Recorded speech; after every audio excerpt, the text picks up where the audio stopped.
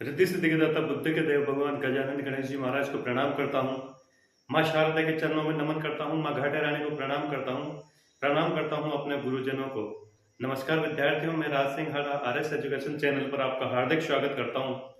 और आज मैं आपके सामने, जैसा कि आप पीछे बोर्ड पर देख रहे हैं, मनोविज्ञान की साइकोलॉजी की बहुत ही शानदार क्लास, जिसका सभी को इंतजार भी था।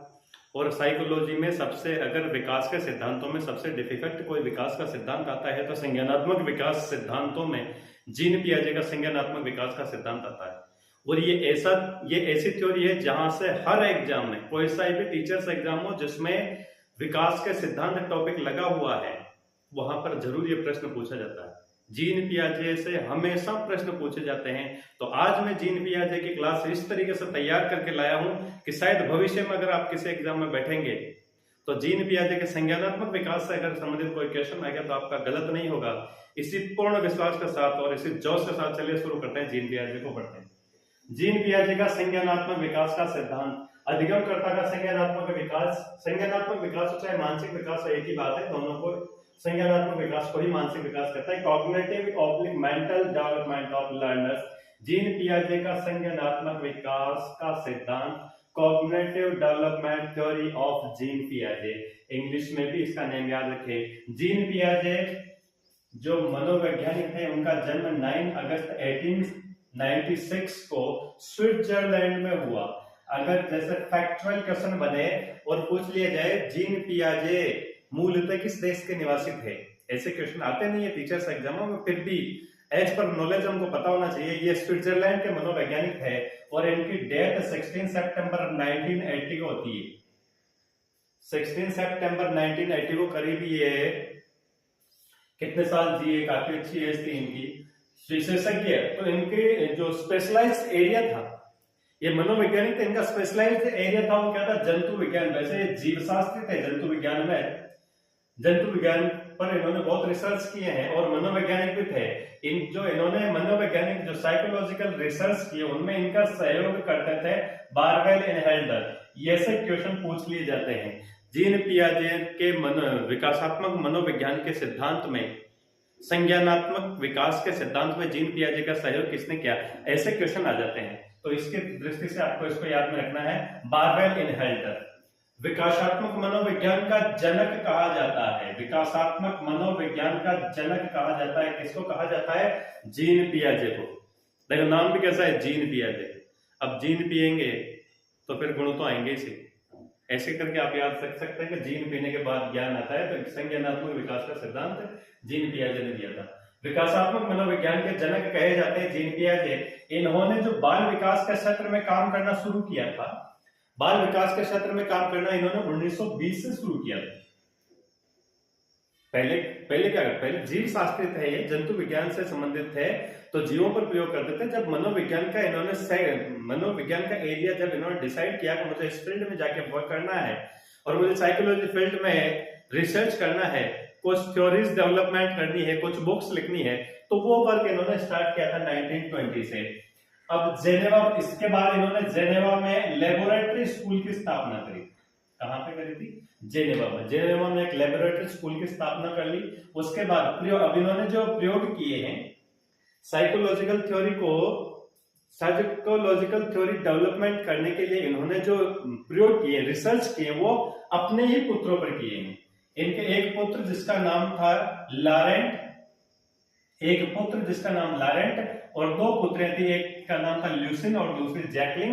दोनों पुत्रों पर जो इन्होंने रिसर्च करके जो फैक्ट निकाले हैं, जो थ्योरी सक्सेस होने के बाद में जो इन्होंने मोटिव्स दिए हैं, तो वो अपने ही बच्चों पर देख देख के, उन्हीं की क्रियाओं को देख देख के बच्चे क्या कर रहे हैं, किस एज में बच्चे की एक्टिविटी क्या होती है, किस एज में बच्चे की एक्टिविटी क्या होती है, कौन सी एज में बच्चा कौन सा ज्ञान ग्रहण कर लेता है, ये सेल्फ कब होता है, इसमें तर्क का विकास कब होता है, चिंतन का विकास कब होता है, ऐसे उन्होंने जो प्रयोग किए अपने ही बच्चों पर किए।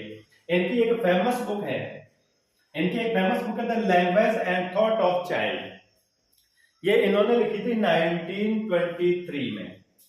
The language and thought of child 1923 में लिखी, और 1923 से 1976 के बीच में, 80 में तो डेथ ही हो गई थी इनकी, 1976 तक स्वस्थ रहे थे, तब तक पुस्तक लिखने का काम कर रहे थे, बुक्स लिख रहे थे साइकोलॉजी पे, साइकोलॉजिकल एरिया में बुक्स लिख रहे थे। इन्होंने बहुत सारी बुक्स लिखी है। इन 53 वर्षों के टाइम पीरियड में 1923 से 1976 के बीच में 32 पुस्तकों की रचना की है। सबसे ज्यादा साइकोलॉजी की पुस्तकें लिखी है, और जिनमें इनका जो मेन टॉपिक रहा है, इनके रिसर्च का जो सेंटर रहा है, वो बच्चे रहे हैं। इन्होंने ज्यादातर बच्चों के ऊपर बुकें लिखी है। कुछ इनकी मेन इंपॉर्टेंट बुक्स हैं, वो बुक्स है the psychology of child, the language and thought of the child conceptions of the world, play dreams and imitations of child psychology and epistemology, behaviors and evolutions, the psychology of intelligence, the origins of intelligence in child, the constructions of reality in the child। ये इनकी कुछ books है। इनकी जो books है, इनकी books के name learn रखने में आपको दिक्कत नहीं होगी। क्यों नहीं होगी? कि इनकी जो ज्यादातर बुक्स में है, उनमें चाइल्ड चाइल्ड चाइल्ड नेम आता है। देखो ये फॉर्मूला है, ये फंड है, ऐसे याद रखना पड़ता है। पूरी की पूरी बुकों के नेम तो सारे, अगर 32 बुक्स है, 32 बुक्स के नेम तो एक, अगर जीन पियाजे में इतना उलझ के बैठ जाएंगे तो बाकी बहुत सारे वैज्ञानिक और पढ़ने हैं। तो अगर आप बस एक कॉमन वर्ड पकड़ ले कि इनकी बुक्स के जो नेम है उनमें चाइल्ड्स नेम जरूर आता है, साइकोलॉजी चाइल्ड ऐसे वर्ड जरूर आते हैं। इन वर्ड्स को कॉमन कर ले और लर्न रख ले। तो 53 वर्षों के इतिहास में 32 पुस्तकें लिखी। अगर ये भी फैक्चुअल क्वेश्चन आ जाएगा जीन पियाजे द्वारा लिखी गई पुस्तकों की संख्या है मनोवैज्ञानिक क्षेत्र में, तो 32 पुस्तकें लिखी। अब आगे बढ़ते हैं। अब आ जाते हैं इनका थ्योरी सिद्धांत क्या है। पियाजे ने मानसिक विकास की अवस्था को ही संज्ञानात्मक विकास कहा है। मानसिक विकास की अवस्था को ही संज्ञानात्मक विकास कहा है।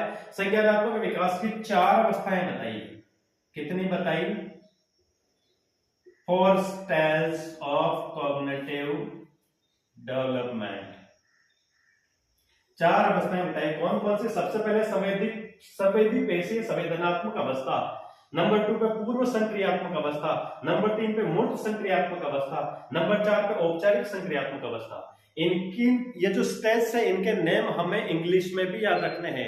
इस चीज को आप ध्यान रखें। अगर साइकोलॉजी पढ़ रहे हैं तो एक आपको वोकैबुलरी के लिए एक बुक अलग, नोटबुक अलग से बनानी पड़ेगी, क्योंकि इसमें बहुत सारे वर्ड्स ऐसे आएंगे जो आप नहीं सीख पाए। अगर आपको इंग्लिश उनका ट्रांसलेशन आता है, इंग्लिश ट्रांसलेशन है, क्योंकि पेपर में क्वेश्चन इंग्लिश में भी छपे हुए होते हैं। इंग्लिश में केवल एक ही नेम मिलेगा आपको, सेंसरी मोटर स्ट्रेस, और आप पहचान जाएंगे वहां पे। और हिंदी में तो संवेदी पेशी भी आ सकता है, संवेदनात्मक भी आ सकता है, इंद्रिय जनित अवस्था भी आ सकता है। इंद्रिय जनित जीन पियाजे ने अपने संज्ञानात्मक विकास सिद्धांत में इंद्रिय जनित अवस्था की आयु मानी है। अब हम यहाँ पढ़ के चले गए संवेदी पेशे, सर ने इंद्रिय जनित तो पढ़ा ही नहीं, हमने पढ़ा ही नहीं, और वो क्वेश्चन गलत हो गया। अगर आपने वहां पर याद रखा है सेंसरी मोटर स्ट्रेस, तो हो सकता है वो नहीं मिले, इंग्लिश वाला मिल जाए, आप कर ले। इसकी एज ग्रुप है 0 से जन्म से 2 वर्ष तक। जन्म से 2 वर्ष तक की जो शिशु द्वारा की गई क्रियाएं हैं, उसमें शिशु क्या ज्ञान ग्रहण करता है, उस अवस्था को उन्होंने नाम दिया है संवेदी पेशी या संवेदनात्मक अवस्था।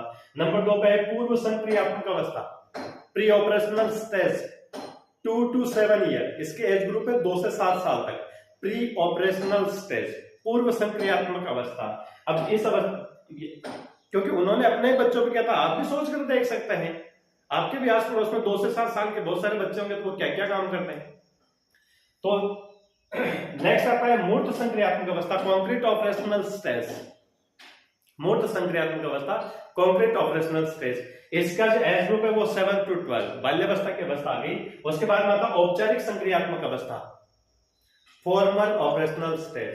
देखो औपचारिक शब्द भी सीखो, तो अगर आप हिंदी के विद्यार्थी तो आराम से समझ गए। औपचारिक मतलब कोई भी काम नियम कानून के तहत करना, वो औपचारिक हो गया। जैसे औपचारिक शिक्षा, एक अनौपचारिक शिक्षा। औपचारिक शिक्षा आपको ग्रहण करनी है तो आपको बकायदा स्कूल में जाना पड़ेगा, वहां एडमिशन करवाना पड़ेगा, डेली स्कूल जाना पड़ेगा, कंटिन्यूस एग्जाम देने पड़ेंगे, एग्जाम फाइट करने पड़ेंगे, फिर क्लास टू क्लास आपको सर्टिफिकेट मिलेंगे, तभी आगे जाकर आपको डिग्री डिप्लोमा करेंगे। ये तो है औपचारिक शिक्षा। एक निरौपचारिक शिक्षा, जिसमें किसी डिग्री डिप्लोमा कहीं पे जरूरत नहीं, कहीं पे भी बैठे पढ़ लो, जो ज्ञान हुआ ग्रहण कर लो। उस ज्ञान के आधार पर आगे को आपको सर्विस वगैरह लगना, किसी कंपनी में जॉब लगना वगैरह कोई श्योरिटी नहीं है, बल्कि औपचारिक शिक्षा से प्राप्त किए हुए डिप्लोमा डिग्री से आपको और फ्यूचर जॉब की सिक्योरिटी रहती है। तो जैसे औपचारिक संक्रियात्मक अवस्था, अब यहाँ पर जो भी चीजें सीखी जाएंगी वो नियम कायदे के तहत सीखी जाएंगी। ये औपचारिक संक्रियात्मक अवस्था ये 12 साल के बाद पूरे जीवन तक, वृद्धावस्था तक, तो इसमें बच्चा किशोर हो जाता है, किशोरावस्था में आ जाता है। अब हम देखते हैं, यहां तक तो कोई स्पेशल था नहीं, केवल फैक्चुअल थे, सारे के सारे फैक्ट थे, और फैक्ट आप नोट कर लें इसको और रख लें, बिल्कुल शॉर्ट नोट है। इससे ज्यादा फैक्ट जीन पियाजे के बारे में वैसे पढ़ेंगे तो जीन पियाजे में बहुत सारी बुकें लिखी हुई है, वैसे लिखे जीन पियाजे में बहुत सारी बुकें लिखी हुई है। जीन पियाजे खुद इतने बड़े साइकोलॉजिस्ट थे जिन्होंने खुद ने 32 बुकें लिखी हो, उन्होंने कितने सारे रिसर्च किए होंगे, बट हमारे जो साइकोलॉजी सब सिलेबस लगता है टीचर्स एग्जाम में, उसके अकॉर्डिंग इतना सा बस ठीक है। अगर इसको अच्छे से कर लिया आपने तो यहां तक का तो बनेगी, यहां से तो क्वेश्चन बन ही जाएगा, इसमें से 1-2 क्वेश्चन तो यहीं से बन जाएंगे। आप पुराने पेपर उठा के देख लेना, 2-3 क्वेश्चन तो आपको यहीं से मिल जाएंगे।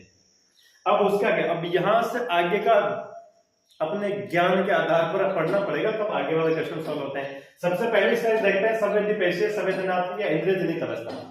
संवेदीपेशीय संवेदनात्मक या इंद्रियजनित अवस्था, इसी को सेंसरी मोटर स्केल नाम दिया था। इसमें एज है 0 to 2 years, इसमें जन्म से 2 वर्ष तक, जन्म से 2 वर्ष तक की। इसको भी अब जीन पियाजे ने अलग अलग 6 खंडों में बांटा है, इसको पढ़ सीखने के लिए अलग अलग 6 खंडों में बांटा है। सबसे पहले उन्होंने लिया जन्म से 30 दिन तक। अब आप लोग सोच ले, जब बच्चा पैदा होता है उससे 30 दिन तक क्या क्रियाएं करता होगा, कौन सी क्रियाएं करता होगा, इसमें नाम दिया उन्होंने प्रतिवर्ती क्रियाओं की अवस्था। इस टाइम में केवल एक ही क्रिया करता है बच्चा, चूसने की। कोई भी चीज दे तो मुंह में ली और चूसना शुरू कर देता है, वही प्रतिवर्ती क्रियाओं की अवस्था, मतलब उसी क्रिया को बार बार दोहराता है, उस एक ही क्रिया को दोहराता है।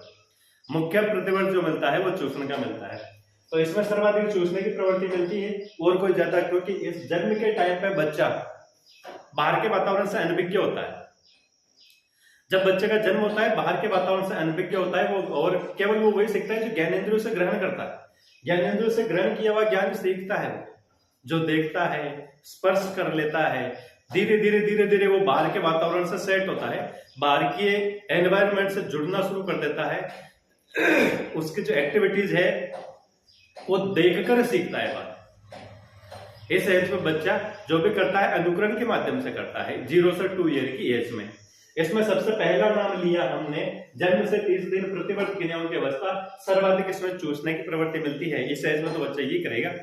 अब उसके बाद में 1 से 4 माह, जब बच्चे की उम्र 1 माह कंप्लीट हो जाती है और जब वो 4 महीने तक का होता है तो क्या करता है, प्रयोगात्मक और सृजनात्मक। देखो अब उसकी यहाँ जो प्रतिवर्त क्रियाएं हैं, जो वृत्तीय क्रियाएं हैं, वो प्रयोगात्मक सृजनात्मक में चेंज हो जाती है, सृजनात्मक में चेंज हो जाती है। जैसे बच्चे के हाथ में झुनझुना दे दिया, बजा के अपन ने बजा कर बच्चे के हाथ में दे दिया, उसको देख लेता है कि ये बजता है, फिर वो अपने हाथ में लेगा और गलती से उसका बाय मिस्टेक ही लेगा फर्स्ट बार, बाय मिस्टेक अगर उसका हाथ हिल गया और वो झुनझुना बज गया तो फिर वो उसको बार बार बजाना शुरू कर देगा। फिर तो खुद ही प्रयोग कर लेगा, इधर बजाऊं उधर बजाऊं, गिराऊं उठाऊं फटूं तोड़ू मरोड़ू सब करना शुरू कर देता है। एक दूसरा कोई भी चीज जैसे बच्चे को दिखा के उस टाइम पे आप खाओ, खा के दिखाओ, तो वो भी उसको मुंह में लेना शुरू कर देगा, उसका टेस्ट पहचानने लग जाएगा। ये है 1 से 4 माह की एज में बालक की जो वृत्तीय प्रतिवर्त क्रियाएं होती है वो प्रयोगात्मक व सृजनात्मक में परिवर्तित हो जाती है। ध्यान रखिए, क्वेश्चन ऐसे बनेगा यहां से, जीन पियाजे के अनुसार विकास की किस अवस्था में बच्चे की प्रतिवर्त क्रियाएं प्रयोगात्मक या सृजनात्मक हो जाती है। अब इनका नेम, यहाँ का नेम लेना मतलब तो बहुत डीपली जाना है।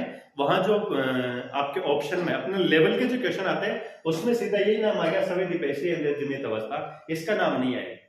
और बाय द वे यहाँ तक इतना डीपली जाके पूछ ले तो भी कोई प्रॉब्लम नहीं है, आप आराम से आंसर दे सकते हैं। 1 से 4 माह की एज में 1 से 4 माह एज ग्रुप पूछ ले तो। उसके बाद में नेक्स्ट देखते हैं 4 से 8 माह गौण प्रतिवर्त क्रियाओं की अवस्था। गौण मतलब अब वो पहचानने लग जाता है कि जो मैं क्रियाएं करता हूं उसमें मेरे लिए कौन सी यूजफुल है। गौण प्रतिक्रियाओं में मतलब उसके लिए कौन सी उपयोगी है वो पहचानने लग जाता है। इसमें क्या करता है, वो चीजों को उलटने पलटने लग जाता है। जैसे कोई डिब्बा रख लिया, कुछ भी रख लिया, वो सीधा है, जैसे कप रख दिया, दूध का कप रख दिया, पीने के बाद में वो उसको उल्टा कर देगा, उल्टा करने के बाद में वापस क्या यार ये तो सीधा होता है, तब इसमें मेरे लिए दूध आता है, तो उसको वापस से सीधा करने की कोशिश करेगा। तो ऐसे उलटना पलटना सीख जाता है। गौण वृत्ति मतलब अब उन्हीं क्रियाओं को ज्यादा दोहराता है जिसमें या तो उससे आनंद आ रहा हो या उसका कोई फायदा हो। यहाँ पर ये इस स्टेज में आ जाती है। फिर 8 से 12 माह गौण स्कीमेटा के समन्वय की अवस्था। अब यहाँ पर वो समन्वय करना सीख जाता है। 8 से 12 माह ये एज ग्रुप देख ले, इसमें बच्चा चलने लग जाता है और कुछ शब्द बोलने भी लग जाता है, कुछ शब्द बोलने लग जाता है, ध्वनि पहचानने लग जाता है, माँ की, दादा की, ब्रदर की, सिस्टर की, मम्मा की, डैडी की, इनकी आवाज पहचानने लग जाता है। तो इस एज में जाकर चाहे कोई दिखाई नहीं, बड़ा भाई है, छोटे भाई, कोई भी दिखाई नहीं दे, बाहर चुप के बाहर से आवाज लगाए, आ मुझे ढूंढ मुझे ढूंढ, तो वो ढूंढने लग जाता है। जैसे किसी रूम वगैरह में छिप जाए, जैसे उसकी मम्मी है किसी कमरे में जाके छुप जाती है, तो वो मम्मी को ढूंढने लग जाता है। ये समन्वय स्थापित हो जाता है उसका। समन्वय किससे? लैंग्वेज से, ज्ञानेंद्रियों से समन्वय स्थापित हो। कैसे? ज्ञानेंद्रियों से। यहाँ आंखों से ग्रहण किया हुआ, कानों से सुना हुआ, आंखों से माँ को देखा है उधर जाते हुए, कानों से सुना है माँ को बोलते हुए, तो वो जाकर उनको सर्च करने लग जाता है। ये उस समन्वय की स्थिति, समन्वय की स्थिति पैदा हो जाती है यहाँ पर।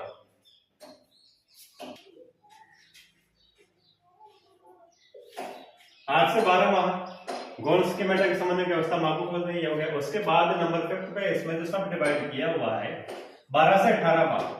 12 से 18 माह का बच्चा चलना घूमना फिरना मतलब अच्छा करने लग जाता है।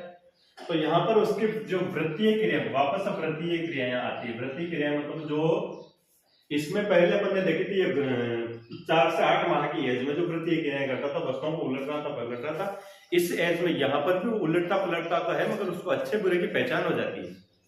वो ये सीख जाता है कि इस टाइम पे अगर मैं कांच के गिलास को ऊपर नीचे गिराऊंगा तो ये टूट जाएगा। वस्तु के गुण दोष की उसको पहचान हो जाती है कि अगर मैं इस डिब्बे को इधर खींचूंगा तो ये मेरे ऊपर गिर सकता है। तो ऐसे गुण दोषों की इसकी वृत्तीय क्रियाओं की यहाँ पर ये स्टेज इसकी कंप्लीट हो जाती है। अब उसके आगे 18 से 24 माह मानसिक संयोग द्वारा नए साधनों की खोज करता है। वस्तु स्थायित्व का गुण का विकास हो जाता है। मानसिक संयोग द्वारा नए साधनों की खोज करता है। अब वो खुद ही नई नई चीजें खोजने लग जाता है। नई नई चीजें कौन सी? 12 से देखो 18 से 3 मतलब 1.5 साल से 2 साल का बच्चा की नई चीजें क्या खोजेगा? जैसे किचन में गया तो पता लगा लेगा सामने उस डिब्बे में से रोज मम्मा मुझे टॉफी देती है, तो उसको खोजने लग जाता है। वो डिब्बा वहां नहीं मिले तो वो धीरे तो अपने आप वो अपने ही विचार से वो फ्रिज में रख दिया, कहाँ रख दिया, तो वो किचन में दूसरी जगह ढूंढने लग जाता है और उसके सिमिलर कोई डिब्बा हो तो उसको खोलने लग जाता है। तो ये वस्तु स्थायित्व का, अब वस्तु मतलब उसके माइंड में पिक्चर बन गई कि इस डिब्बे में टॉफी है, तो वैसा ही डिब्बा दूसरा है तो उसका बस वो कंफ्यूजन नहीं रहता, दूर हो जाता है कि ऐसे डिब्बे में से टॉफी देती तो इसमें भी टॉफी होगी। ये वस्तु स्थायित्व का गुण उसमें विकसित हो जाता है। ये थी संवेदी पेशीय संवेदनात्मक इंद्रिय जनित अवस्था। मुझे लगता है ये आपको बिल्कुल क्लियर हो गई होगी और वीडियो को 2-3 बार देखें और क्लियर हो जाएगी आपको। आगे चलते हैं पूर्व संक्रियात्मक अवस्था। नंबर 2 कहते हैं पूर्व संक्रियात्मक अवस्था। It means pre operational stage. Pre operational stage, यहां पर बच्चे की एज होती 2 से 7 साल। कितनी एज होती?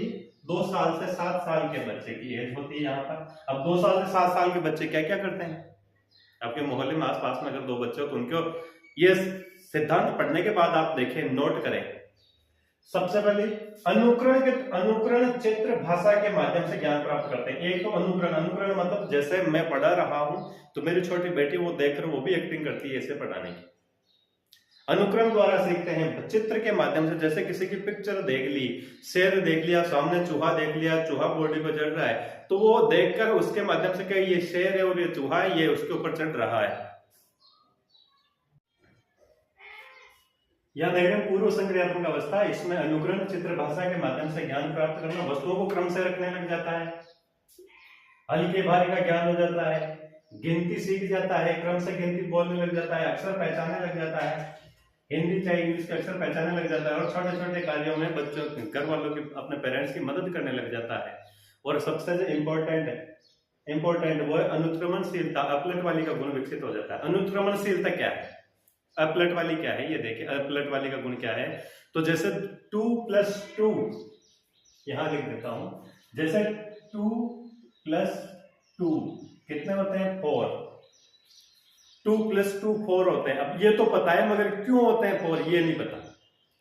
दूसरा जैसे बच्चे के सामने दो गिलास रख दिए गए, एक ऐसा गिलास एक ऐसा गिलास, इसमें पानी यहां तक भरा हुआ है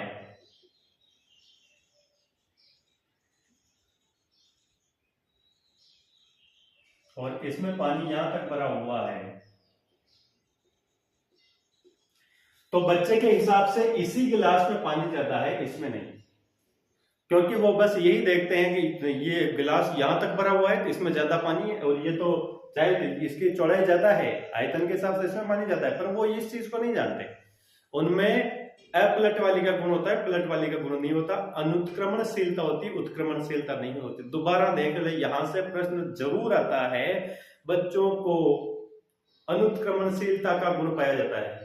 जीन पियाजे के अनुसार, जीन पियाजे के संज्ञानात्मक विकास के सिद्धांत की किस अवस्था में बच्चों में अपलट वाली का गुण विकसित हो जाता है, तो वो है सेकेंड नंबर के स्टेज, प्री ऑपरेशनल स्टेज, पूर्व संक्रियात्मक अवस्था। इसमें बच्चों में अपलट वाली का गुण, मतलब उसको पलटने का मतलब क्या है, इसका पानी इसमें डाला, यही पानी उसमें डाला तो आधा ही भरेगा, ये पूरा तो नहीं ना भरेगा इस तरह से।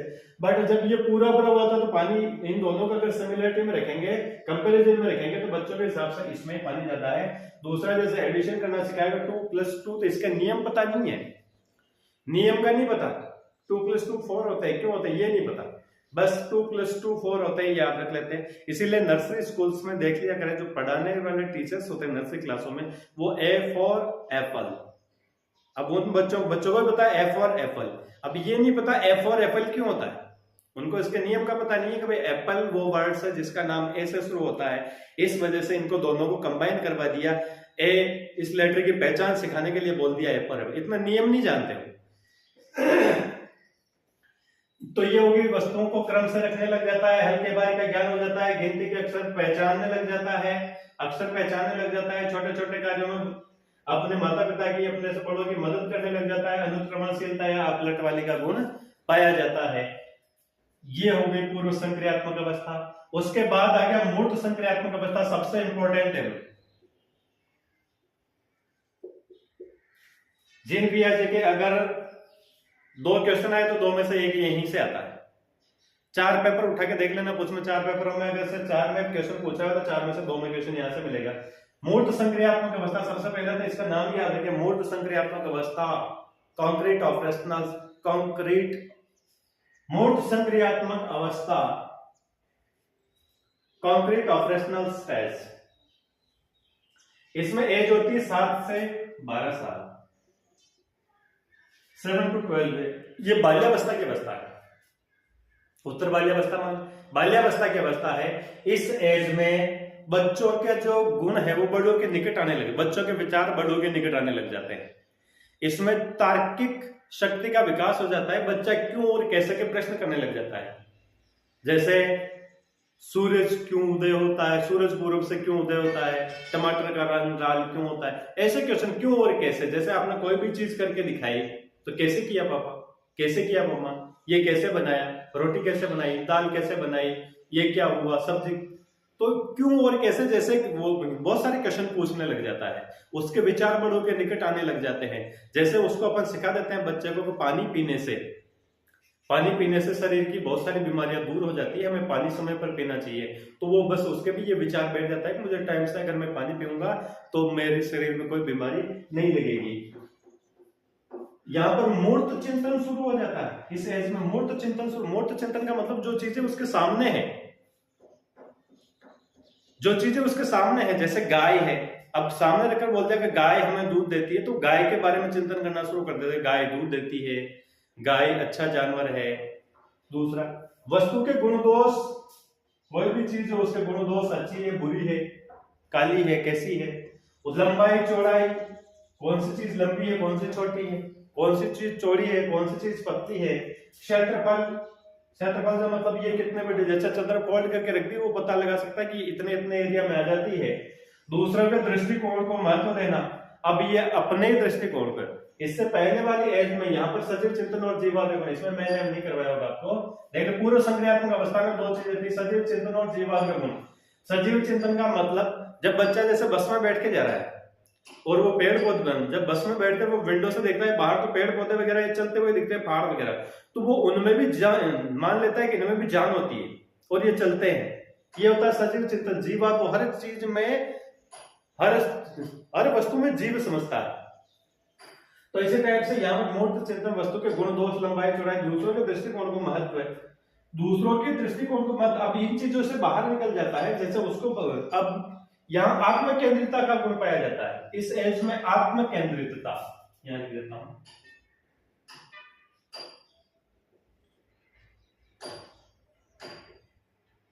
आत्म केंद्रितता का गुण पाया जाता है, उससे यहाँ आके निकल जाता है। आत्म केंद्रितता मतलब उसके लिए वही सही है, उसके लिए जो फायदेमंद है बस वही अच्छे है।